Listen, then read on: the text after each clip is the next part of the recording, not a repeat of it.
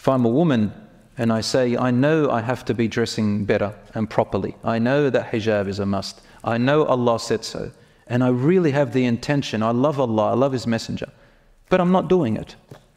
Am I going to get rewarded for that? No. No, because Allah commanded it. The nature of my action is wrong.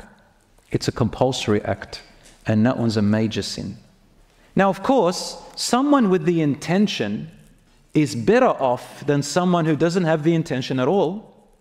So it's not all gloom and doom. Having the intention and really wanting to is a good thing, but you're still stuck in the sin. You're not getting rewarded yet. But it is a less bad situation, less sinful than someone who never intends. That's a big thing. Someone who never intends, never says, I am never going to get better.